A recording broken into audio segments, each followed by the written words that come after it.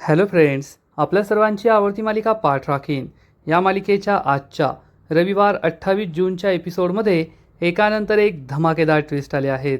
आजचा एपिसोड खूप भारी होता. मग नेमकं घडलंय तरी काय?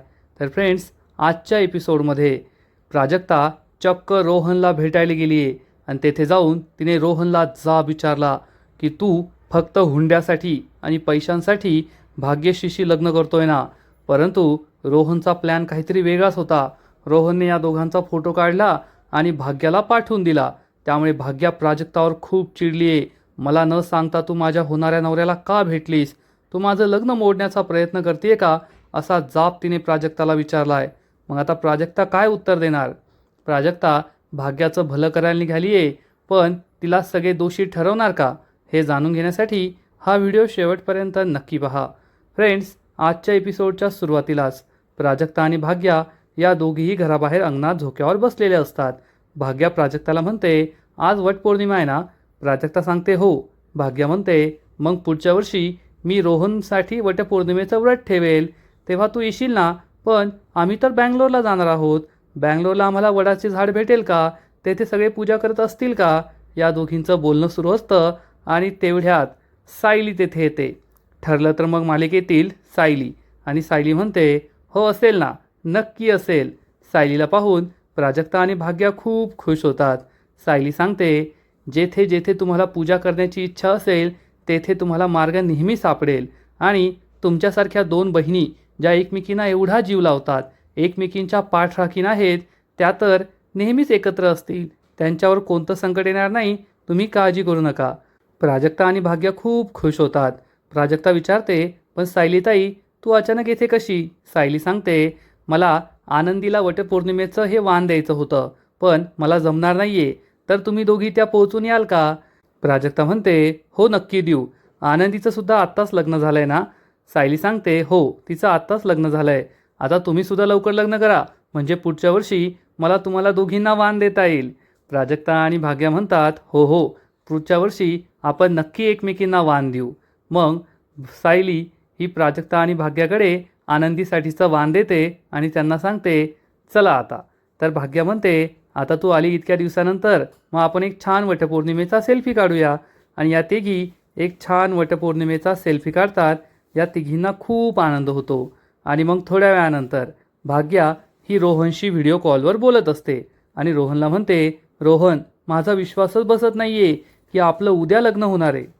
काल आपल्या दोघांची मेहंदी झाली, माझ्या हातावर तुझ्या नावाची मेहंदी लागली आणि आता आपण दोघे लवकरच लग्नबंधनात अडकणार आहोत. रोहन म्हणतो, तुझी लग्नानंतर खूप मजा होणार आहे, तू काळजीच करू नको. भाग्य विचारते, खरंच ना? तू मला सुखात ठेवशील ना? रोहन म्हणतो, राणीसारखं ठेवेन तुला, राणीसारखं. हे ऐकून भाग्य खुश होते आणि तेवढ्यात प्राजक्ता तेथे येते. आता प्राजक्ताला तर भाग्याला रोहनचं सत्य सांगायचं आहे की तो फक्त पैशांसाठी तुझ्याशी लग्न करतोय. पण भाग्या या रोहनशी इतकं प्रेमाने बोलत असते की प्राजक्ताची हिंमतच होत नाही. भाग्या म्हणते, रोहन, तू किती अनरोमॅन्टिक आहे. कालच आपल्या लग्नाची मेहंदी झाली आणि तू माझी मेहंदी पाहिलीसुद्धा नाही. ही पा माझी मेहंदी. असं म्हणून भाग्या ही कॅमेरासमोर आपला हात पकडते, पण रोहनला काही नीट दिसत नाही. रोहन म्हणतो, अगं नीट दाखव, हात लांब कर, हात जवळ कर. पण भाग्या त्यालाच इग्नोर करते आणि म्हणते, असं म्हणतात की लग्नानंतर बायकोच्या मेहंदीत जो नवरा आपलं नाव शोधतो ना, तो आयुष्यभर बायकोच्या हृदयावर राज्य करतो. रोहन हसू लागतो. हे सगळं ऐकून प्राजक्ता मात्र खूप दुःखी होते आणि तेवढ्यात भाग्या प्राजक्ताकडे पाहते आणि म्हणते, प्राजक्ता, ये ना, तुझी रोहनशी ओळख करून देते. पण प्राजक्ता ही घाबरते, कारण तिने चारूला वचन दिलंय, जोपर्यंत भाग्या आणि रोहनचं लग्न होत नाही त्यापर्यंत ती कोणाच्याही समोर येणार नाही. प्राजक्ता म्हणते, नाही नको. भाग्या म्हणते, असं काय करतेस? ये ना, तुझी आणि रोहनची अजून ओळखच झालेली नाहीये. प्राजक्ता खोटं बोलते, ते मला मामीने बोलवलं किचनमध्ये, मी आलेच. असं म्हणून प्राजक्ता रूममधून बाहेर पडते. भाग्याला वाईट वाटतं. प्राजक्ता ही दरवाजाच्या बाहेर भिंती आडच लपून बसते आणि हे बोलणं ऐकत असते. रोहन विचारतो, कोण होतं? भाग्या म्हणते, ते सोड. पण रोहन, तू मला नेहमी सुखात ठेवशील ना? मी माझ्या आईबाबांना, कुटुंबाला सोडून तुझ्याकडे येते. तर रोहन म्हणतो, हो हो, काळजी करू नको, मी तुला अगदी राणीसारखं ठेवेल, एकदम सुखात ठेवेल. प्राजक्ता हे सगळं ऐकते आणि प्राजक्ताला खूप वाईट वाटतं. प्राजक्ता विचार करते, भाग्या किती खुश आहे की तिचं रोहनशी लग्न होतं आहे.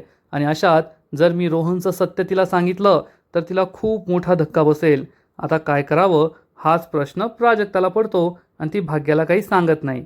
आणि इकडे कौस्तुभ आणि तृप्ती घरी परत येतात.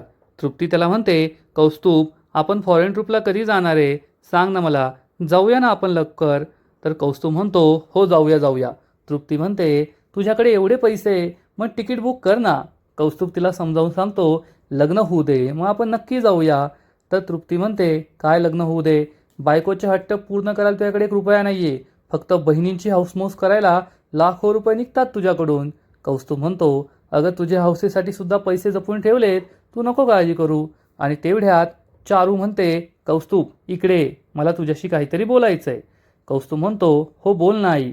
चारू म्हणते, मला माहिती आहे या लग्नाच्या गडबडीत तुला खूप कामं आहेत, परंतु हे कामसुद्धा तेवढंच महत्त्वाचं आहे जे तुला करायचं आहे. कौस्तुभ म्हणतो, ठीक आहे सांग आई. तृप्ती हे ऐकत असते आणि चारू कौस्तुभला सांगते की आत्ताच्या आत्ता रोहन आणि त्याचं संपूर्ण कुटुंब हे कसं आहे, काय काम करतं, ते माणसं कशी आहेत, या सगळ्याची माहिती काढायची. तृप्ती आणि कौस्तुभला मोठा धक्काच बसतो. आणि चारू सांगते, सगळ्यात मुख्य म्हणजे रोहनची आई सुवर्णा कशी आहे याची माहिती मला हवी आहे. रोहन विचारतो, आई हे काय बोलतेस तू, लग्न उद्या आहे आणि तू आज मला ही चौकशी करायला सांगतेय. ही चौकशी आहे ना लग्न जमण्याच्या आधी करायची असते, उद्यावर लग्न आल्यावर नाही. चारू म्हणते, कौस्तुभ मला माझी मुलगी जड झालेली नाहीये, तुला जेवढं सांगितलं ना तेवढं कर, चौकशी कर. कौस्तुभ म्हणतो, अगं पण आई कशाला. चारू सांगते, कारण माझ्या मनात शंका आहे आणि ती दूर होण्यासाठी. तेवढ्यात तृप्ती म्हणते, अहो आई कशाला चौकशी करायची, एकतर आपली मुलीची बाजू आहे पडती बाजू. चारू चिडून म्हणते, तुला कोण म्हटलं की मुलीची बाजू ही पडती बाजू असते, असं काहीही नसतं. आणि माझी मुलगी काय मला जड झालेली नाहीये, मी तिला आयुष्यभर पोसू शकते. मी तिला खूप लाडाकोडात वाढवलंय आणि आता लग्नानंतर तिला त्रास व्हावा अशी माझी बिलकुल इच्छा नाहीये. कौस्तुभ म्हणतो, अगं पण आई हे अरेंज मॅरेज आहे, आपण सगळं पाहून वगैरे सगळं सेटल केलं आहे आणि ते खूप श्रीमंत आहे, ती माणसं चांगलीच असतील. चारू चिडून म्हणते, श्रीमंत आहेत म्हणजे माणसं चांगली आहेत असा होत नाही. तुला जेवढं सांगितलंय तेवढं करायचं, जास्त बोलायचं नाही, जा. कौस्तुभ म्हणतो, ठीक आहे, त्या एरियात माझे 2-4 ओळखीची लोक आहेत, मित्र आहेत, मी त्यांना चौकशी करतो. आणि कौस्तुभ तेथून निघून जातो. तृप्तीला राग येतो, पण चारू मात्र आता रोहन आणि त्याचे कुटुंबीय कसे आहेत हे शोधण्याचा प्रयत्न करत असते. दुसरीकडे भाग्याच्या होणाऱ्या नवऱ्याबरोबरच्या गप्पा संपतात, दोघे एकमेकांना बाय म्हणतात आणि त्याच वेळेस प्राजक्ता ही रूममध्ये येते. भाग्या म्हणते, काय यार प्राजक्ता, तू का आली नाहीस, तुझी आणि रोहनची मी ओळख करून दिली असती ना, म्हणजे पाहण्याच्या कार्यक्रमात तू नव्हती, मग साखरपुड्यात तू नव्हती, रोहन आणि तुझी ओळख झालीच नाहीये, तुला काय तुझ्या होणाऱ्या जिजूंशी डायरेक्ट लग्नात ओळख करायची की काय. प्राजक्ता म्हणते, होईल ना लग्नात ओळख, काय फरक पडतो. भाग्या म्हणते, प्राजक्ता खरंच रोहन खूप चांगला आहे, मीच आधी तुला बोलले होते की मला रोहन आवडत नाहीये, त्याला मी आवडत नाहीये, परंतु तू मला तेव्हा समजावून सांगितलं की थोडा धीर धर, संयम ठेव, सगळं काही ठीक होईल. आणि आता खरंच तसं झालंय, रोहन खूप चांगला मुलगा आहे, तो मला खूप सुखात ठेवेल आणि तो थोडा रोमॅन्टिकसुद्धा आहे. मी त्याला सांगितलं ना की काल माझ्या हाताला मेहंदी लागली होती म्हणून मी जेवले नाही, तर मला म्हणाला की मला सांगायचं ना, मी आलो असतो तुला भरवायला. खरंच किती छान मुलगा आहे ना तो. आधी मला हे सगळं क्रिंज वाटायचं, पण आता खूप छान वाटतंय की कुणीतरी आपल्यावर प्रेम करतंय, कुणीतरी आपली काळजी घेत आहे, कुणीतरी आपल्यासाठी आहे. खरंच ही भावना किती छान असते ना. हे सगळं ऐकून प्राजक्ताला खूप वाईट वाटतं आणि भाग्या ही रोहनबद्दल भरभरून बोलत असते आणि म्हणते, प्राजक्ता मला रोहनसारखा चांगला मुलगा मिळाला, उद्या माझं आणि त्याचं लग्न होतंय, हे सगळं फक्त तुझ्यामुळे शक्य झालं आहे. तू नसती ना तर हे सगळं काहीच झालं नसतं, मी तर केव्हाच लग्न मोडून मोकळी झाले असते, पण तू मला संयम ठेवायला सांगितला आणि आज हे सगळं मला छान वाटतंय. असं म्हणून भाग्या प्राजक्ताला घट्ट मिठी मारते आणि प्राजक्ता मनात विचार करते, भाग्या यावेळेस मी चुकली आहे, मी तुला संयम ठेवायला सांगितला नसता, तुझं आणि रोहनचं लग्न मोडलं असतं तर बरं झालं असतं. रोहन हा बिलकुल चांगला मुलगा नाही आहे, तुझ्यासाठी योग्य नाही आहे, पण तुला हे कसं सांगावं तेच कळत नाही आहे, तुझ्या या आनंदावर मला विरजण टाकायचं नाही आहे. असं म्हणून प्राजक्ता भाग्याला दूर करते. भाग्या विचारते, काय झालं प्राजक्ता. प्राजक्ता म्हणते काही नाही, मला ड्रेस चेंज करायचा आहे. प्राजक्ता जाऊ लागते तर भाग्या म्हणते, ओय पाठराखीन थांब, येथे काल माझ्या लग्नाची मेहंदी झाली आणि तुझे हात कोरेच. असं म्हणून प्राजक्ता आणि भाग्या या बेडवर बसतात. भाग्या मेहंदीचा कोन आणते आणि म्हणते, मला माहीतच होतं की माझ्या मेहंदीमध्ये तू फक्त काम करत राहशील आणि सगळ्यांच्या हातावर मेहंदी येईल, पण तुझ्या हातावर मेहंदी काही चढणार नाही. त्यामुळे आता मी स्वतः तुझ्या हातावर मेहंदी काढणार आहे. किती लकी आहेस तू, नवरी मुलीच्या हातून करवलीच्या हातावर मेहंदी. असं म्हणून भाग्या प्राजक्ताच्या हातावर मेहंदी काढते. प्राजक्ताला खूप टेन्शन आलेलं असतं. भाग्याच्या चेहऱ्यावर जो आनंद असतो तो आनंद लवकरच विरणार आहे. तिला हे सुख मिळणार नाहीये हे भाग्याला आणि प्राजक्ताला माहीत असतं. त्यामुळे प्राजक्ता टेन्शनमध्ये असते, पण भाग्या मात्र भरभरून बोलत असते आणि म्हणते, प्राजक्ता आता या घरात माझे काही शेवटचे तास उरले आहेत. उद्यापासून माझं आयुष्य पूर्ण बदलेल. मी माझ्या नवऱ्याच्या घरी बँगलोरला जाईल. या घरात परत कधी येईल काय माहीत, पण जोपर्यंत मी येथे आहे ना तोपर्यंत मला अगदी सुखात जगायचं आहे. खूप आनंद साजरा करायचा आहे. माझा प्रत्येक मिनिट हा आनंदातच गेला पाहिजे. असं म्हणून भाग्या म्हणते, चल तुझी मेहंदी आपण रोहनला दाखवूया. पण तेवढ्या ते विचार करते, नको नको, आधी साखर पाणी लावूया म्हणजे मेहंदी खूप रंगेल. आणि भाग्या तेथेच मोबाईल ठेवून जाते. भाग्याचा मोबाईल अनलॉक असतो आणि सगळ्यात पहिला नंबर हा रोहन कामतचा असतो. आणि हा नंबर पाहताच तिच्या मनात काहीतरी विचार येतो. प्राजक्ता ही काहीतरी विचार करते. आता प्राजक्ता काय करणार आहे हे पाहणं इंटरेस्टिंग असेल. थोड्या वेळाने रात्र होते आणि आलोक आरव एकाच रूममध्ये असतात. आरव हा मस्त गाणी गात असतो, बॉल खेळत असतो आणि आलोक त्याला विचारतो, आरव तू तुझा वेळ वाया घालवतोयस असं तुला वाटत नाही का? आरव विचारतो म्हणजे? तर आलोक त्याला सांगतो, काल तू त्या भाग्यश्रीचं वॉलेट द्यायला तिच्या घरी गेला. तू वाटलं असतं तर आपल्या ड्रायव्हर काकांकडे सुद्धा देता आलं असतं. तू कशाला गेलास? तर आरव आलोकला सांगतो, कारण मला तिला भेटायचं होतं. आलोक विचारतो, पण का? आरव सांगतो, कारण ती मुलगी खूप डॅशिंग आहे. याआधीसुद्धा मला ती भेटली होती आणि मला तिला भेटायचं होतं. ती कोठे राहते, काय करते सगळं जाणून घ्यायचं होतं. पण माझा बॅड लक, ती आधीच एंगेज आहे आणि तिचं लग्न होणार आहे. पण तुझं काय? तुझ्या लग्नाचा विचार काय आहे? सांग, मला सांग लवकर. आलोक म्हणतो, आरव ज्या गावाला जायचं नाही त्या गावचा रस्ता कशाला विचारायचा?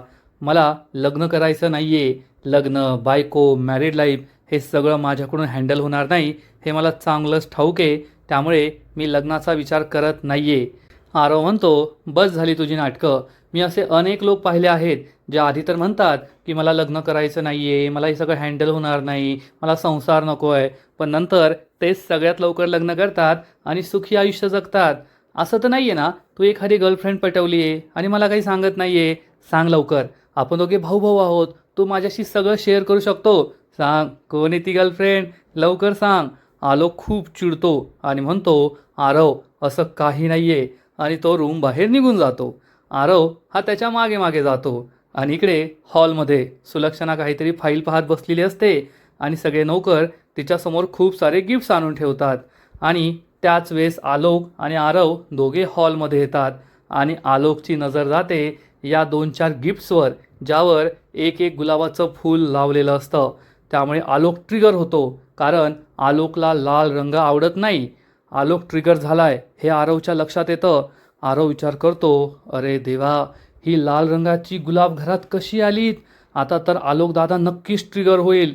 आणि आरव काही करण्याआधी आलोक धावत पळत जातो आणि या बॉक्सेसवर जोरात लाथ मारतो. सुलक्षणा खूप घाबरते. आलोक हे सगळे बॉक्स इकडे तिकडे फेकून देतो. त्याचा हा आरडाओरडा ऐकून घरातील सगळेजण धावत पळत येतात आणि आलोक मग सुलक्षणाच्या अंगावर धावून जातो आणि म्हणतो, सुलक्षणा हे सगळं तुझ्यामुळे होतं आहे. आलोक दात ओठ खात असतो. त्याचा हा रुद्रावतार पाहून आरव आणि घरातील सगळेजण खूप घाबरतात. आरव आलोकला शांत करण्याचा प्रयत्न करतो. आरव हे सगळे गुलाबाची फुलं लपवतो आणि म्हणतो, दादा येथे एकही गुलाबाचं फूल नाही आहे. शांत हो, शांत हो, यात आईची काही चूक नाही आहे. तू आईवर का चिडतोय? शांत हो. आणि आरव आलोकला शांत करण्याचा प्रयत्न करतो. आलोक दादा, काळजी करू नकोस, चुकून ती फुलं आली होती, पण आता घरात एकही फूल नाही आहे. सुलक्षणा खूप घाबरलेली असते. तिच्या डोळ्यात पाणी येतं आणि मग आरव हा आलोकला घट्ट मिठी मारतो. शांत हो. घरातील सगळे खूप घाबरलेले असतात, पण आरवमुळे आलोक शेवटी शांत होतो आणि तो आपल्या रूममध्ये निघून जातो. आरव विचारतो, आई हे सगळं काय आहे? तर प्रीती श्रेयसला म्हणते, मला तर असं वाटलं होतं आज आलोक भाऊजी मोठ्या आईंना मारता की काय? तर श्रेयस म्हणतो, ते तर नक्कीच होऊ शकतं. सुलक्षणा खूप चिडलेली असते आणि सगुणाला जाब विचारते, तुम्हाला किती वेळेस सांगितलंय लाल रंगाची कोणतीही वस्तू या घरात येऊ द्यायची नाही, डोळ्यात तेल घालून काम करायचं, पण तरीसुद्धा इतका हलगर्जीपणा. सुलक्षणा खूप चिडलेली असते आणि आरव म्हणतो, आई सगुणा मावशीवर चिडून काय फायदा आहे? तर सुलक्षणा चिडून म्हणते, मग कोणावर चिडू, हे त्यांचंच काम आहे. सगुणा सॉरी म्हणते. सुलक्षणा चिडून म्हणते, सॉरी माय फूट, सॉरीचा मी काय करू तुझ्या आता? आरव म्हणतो, आई आपल्या सगळ्यांना माहिती आहे की आलोक दादाला या लाल रंगाचा त्रास का होतो. असं म्हणून आरवसुद्धा तेथून निघून जातो. प्रीती आणि श्रेयससुद्धा तेथून जातात. सुलक्षणा, अंबिका आणि सगुणा तेथे असतात. सुलक्षणा अंबिकाला म्हणते, अंबिका पाहिलंस का, म्हणून मी तुला म्हणत होते की आपल्याला लवकरात लवकर आलोक आणि प्राजक्ताचं लग्न लावून द्यायचं आहे. कारण एकदा का प्राजक्ता आलोकची बायको म्हणून या घरात आली, मग आलोकला या ट्रॉमामधून ती तिच्या पद्धतीने बाहेर काढेल. सगुणा आणि सगळ्यांना टेन्शन येतं, पण हे कसं होणार? पण सुलक्षणाचा प्लॅन तयार असतो. सुलक्षणा सांगते, उद्याच्या उद्या या घरात पार्टी होणार. या दोघींना मोठा धक्काच बसतो. अंबिका विचारते, पार्टी आणि ते सुद्धा आपल्या घरात, पण कशाबद्दल? सुलक्षणा सांगते, आरव हा विदेशातून परत आल्याबद्दल ही पार्टी ठेवायची आणि आजपर्यंत आपलं घर हे जगासाठी बंद होतं, पण उद्या आपल्या घराची दारं अख्ख्या जगासाठी उघडणार. या मीटिंगमध्ये आपले बिझनेस असोसिएट, फॅमिली फ्रेंड्स, नातेवाईक, मित्र सगळ्यांना बोलवा आणि उद्या पहिल्यांदा आलोक हा जगासमोर येईल. हे ऐकून अंबिका आणि सगुणाला जबर धक्काच बसतो. सगुणा ही गप्प बसते. अंबिका विचारते, मोठ्या जाऊबाई हे काय बोलताय तुम्ही? अख्ख्या जगासमोर आलोक येणार? आजपर्यंत आपण आलोकला जगासमोरून लपवून ठेवलंय. आपण असा भास निर्माण केलाय की आपल्या कंपनीचं काम आलोक पाहतो, पण जर उद्या आलोक सगळ्यांसमोर आला तर एवढ्या लोकांमुळे तो नक्कीच ट्रिगर होणार. तो कोणतंही काम करण्याच्या केपेबल नाहीये हे सगळ्यांना कळेल. मग आपल्या कंपनीची किती बदनामी होईल. आपण लोकांची फसवणूक केली असं होईल. आपल्या सूर्यवंशी कुटुंबाचं नाव बर्बाद होईल. त्याचबरोबर आपल्या कंपनीची बदनामी होईल. आपल्याला कोट्यावधी रुपयांचं नुकसान होईल. नाही नाही नाही, असं नको करायला. सगुणाला सुद्धा हे पटतं. सुलक्षणा म्हणते, अंबिका हे थोडं नुकसान आपण सहन करून घेऊया, कारण हे नुकसान नाहीये तर इन्व्हेस्टमेंट आहे आलोकच्या भविष्याची. कारण आलोक सगळ्यांसमोर आला हे फक्त प्राजक्तामुळे घडलं. ही प्राजक्ताची चूक आहे असं आपण प्राजक्ताला दाखवून द्यायचं आणि या गिल्टमुळेच प्राजक्ता आणि आलोकचं लग्न आपण लावून द्यायचं. प्राजक्ताला या लग्नासाठी तयार करायचं. आणि एक आई कधीही आपल्या मुलाचं नुकसान करत नाही. ती जे काही करते आपल्या मुलाच्या भल्यासाठीच करते. आलोकला थोडा त्रास नक्की होईल, आपल्या बिझनेसला त्रास होईल, आपली बदनामी होईल, आर्थिक नुकसान होईल, पण यातून जे काही होईल ते आपल्या कुटुंबासाठी, आलोकसाठी खूप चांगलं असेल. आणि सुलक्षणाचा हा जबरदस्त प्लॅन तयार होतो. म्हणजे उद्या भाग्याचं सुद्धा लग्न आहे आणि त्याचबरोबर सूर्यवंशींच्या घरी पार्टी आहे. एकीकडे भाग्याचं लग्न मोडणार, दुसरीकडे प्राजक्ता आणि आलोकचं लग्न ठरणार असंच दिसतंय. आणि आजचा एपिसोड येथेच संपतो. फ्रेंड्स, पाठ राखीन या मालिकेचा आजचा एपिसोड खरंच खूप भारी होता, इंटरेस्टिंग होता. आता मालिका दिवसेंदिवस इंटरेस्टिंग होत चालली आहे. आजचा एपिसोड तर भारी होता, पण पुढील एपिसोड आणखीन भारी असणार आहे. आणखीन मोठा ट्विस्ट या मालिकेत येणार आहे. मग नेमकं घडणार तरी काय? तर पुढील एपिसोडमध्ये आपण पाहू की प्राजक्ता ही चक्क रोहनला भेटण्यासाठी एका कॅफेमध्ये जाईल आणि तेथे गेल्यावर ती रोहनला जाब विचारणार, रोहन तू भाग्याशी लग्न करतोय कारण तुला हुंडा हवाय ना? तुला आमच्याकडून पैसे लुबाडायचे आहेत, नाहीतर तू भाग्याला कधीच पसंत केलं नव्हतं. हेच सगळं सत्य आहे ना? आणि मग जेव्हा रोहनला हा जाब विचारून प्राजक्ता घरी येईल तेव्हा सगळेजण प्राजक्तावर आरोप लावतील की तू भाग्या आणि रोहनचं लग्न मोडायला गेली होतीस. तेव्हा प्राजक्ता सगळ्यांना समजवण्याचा प्रयत्न करेल, नाही मामी, नाही आजी, मी असं काही केलं नाही. मी भाग्याचं लग्न मोडायला नव्हते गेले, तर मी त्या रोहनला जाब विचारायला गेले होते. पण तेवढ्यात भाग्या ही प्राजक्ताला जाब विचारणार. तिला या दोघांच्या कॅफेमधील मीटिंगचा, भेटीचा फोटो दाखवणार आणि विचारणार, तू जर आमचं लग्न मोडायला गेली नव्हती, मग तू मला न सांगता माझ्या होणाऱ्या नवऱ्याला रोहनला भेटायला का गेली होतीस? खरं खरं सांग, बोल लवकर. हे ऐकून प्राजक्ताला जबर धक्का बसेल, कारण ज्या भाग्यासाठी ती हे सगळं काही करतीये, ज्या भाग्याला वाचवता यावं, जिचं वाटोळ होऊ नये, जिचं आयुष्य वाचावं, तिच्यासाठी हे सगळं करतीये, तीच भाग्या तिच्यावर अविश्वास दाखवतीये, तिला जाब विचारतीये की तू मला न विचारता माझ्या होणाऱ्या नवऱ्याला का भेटायला गेली होती, त्याला जाब का विचारत होती.